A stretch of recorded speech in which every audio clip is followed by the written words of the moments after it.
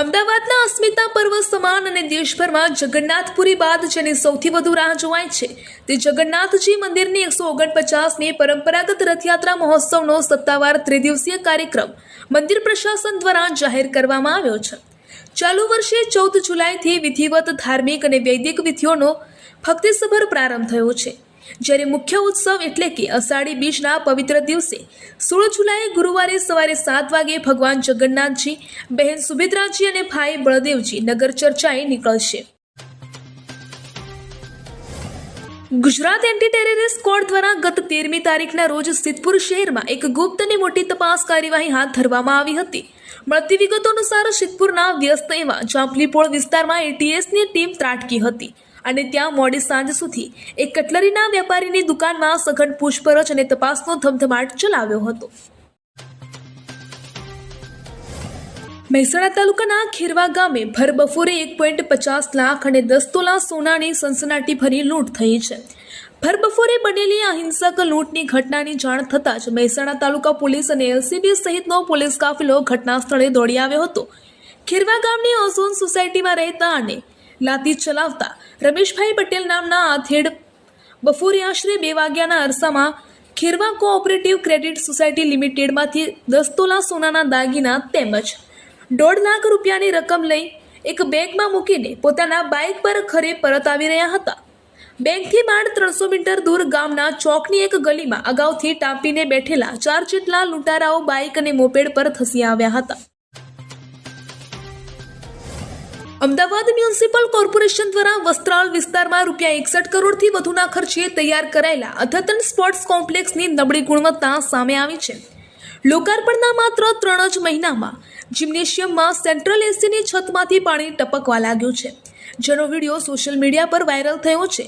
આ સાથે જ જિમમાં કોઈ પણ ચોક્કસ બેન્ચ વ્યવસ્થા ન હોવાથી એકસાથે 50થી 60 લોકોની ભીડ એકઠી થઈ જતા સભ્યોમાં તંત્રના નબળા આયોજન અને ગુણવત્તા સામે ભારે નારાજગી જોવા મળી રહી છે। વડોદરા શહેરમાં ગત રાત્રે 2 અલગ અલગ વિસ્તારોમાં માર્ગ અકસ્માતના બનાવો સામે આવ્યા હતા। કમાટીબાગ વિસ્તાર અને વીઆઈપી રોડ પર થયેલા અકસ્માતોમાં કુલ 3 યુવકો ઈજાગ્રસ્ત થયા હતા। બંને બનાવોને પગલે આસપાસના લોકોના ટોળેટોળા એકત્રિત થઈ ગયા હતા અને ઈજાગ્રસ્તોને તાત્કાલિક સારવાર માટે હોસ્પિટલમાં ખસેડવામાં આવ્યા હતા। રાજકોટમાં વધુ એક અકસ્માતની ઘટના સામે આવી છે, જેમાં રાજકોટના સ્પીડવેલ પાર્ટી પ્લોટ નજીક વાહન પર સવાર થઈ ઘર તરફ જતા પિતા પુત્રને સામે રોંગ સાઈડમાં આવતા છોટા હાથી માલવાહકના ચાલકે અડફેટે લેતા વાહન ચાલક વશરામભાઈને ગંભીર ઈજાઓ પહોંચી હતી, જ્યારે પુત્રને સામાન્ય ઈજાઓ પહોંચી હતી, જેથી બંનેને હોસ્પિટલ ખાતે ખસેડવામાં આવ્યા હતા, જ્યાં સારવાર દરમિયાન વશરામભાઈનું મોત થતાં પિતાએ છોટા હાથીના ચાલક સામે ફરિયાદ નોંધાવતા તાલુકા પોલીસે ગુનો નોંધી વધુ તપાસ હાથ ધરી છે। વરસાદનો વર્તારો કરતા હવામાન નિષ્ણાંતો સામે વિજ્ઞાન જાથાએ કાનૂની કાર્યવાહીની ચીમકી ઉચ્ચારતા અંબાલાલ પટેલે આગાહી બંધ કરવાની જાહેરાત કરી હતી। જોકે અંબાલાલની જાહેરાત બાદ ભારતીય કિસાન સંઘના હોદ્દેદારો તેઓને મળવા પહોંચ્યા હતા અને ખેડૂતોના હિતમાં આગાહી ચાલુ રાખવા અપીલ કરી હતી। ત્યારબાદ અંબાલાલ પટેલે ખેડૂતોને પોતાના ભગવાન ગણાવી આગાહી ચાલુ રાખવાની જાહેરાત કરી છે। અંબાલાલે કહ્યું કે આમાં જે કાયદાકીય ગુંજ હતી તે જાણી લીધી છે, હવે આગાહી ચાલુ રાખીશ। અમદાવાદના નરોડાથી જય સિયારામ સુંદરકાંડ પરિવાર સેવા ટ્રસ્ટ દ્વારા રાજ્ય સરકાર આરાસુરી અંબાજી સેવા ટ્રસ્ટ અને જિલ્લા કલેક્ટરશ્રીને પક્ષકાર બનાવીને અરજી દાખલ કરવામાં આવી છે, જેમાં તેઓએ પણ અંબાજીમાં રાત્રિ પૂજાની માંગ કરી છે। આજે આ અરજી ઉપર વધુ સુનાવણી યોજાતા સરકારી વકીલે કોર્ટને જણાવ્યું હતું કે રાત્રિ પૂજા કરવાની માંગ કરતા લોકો વધુ છે।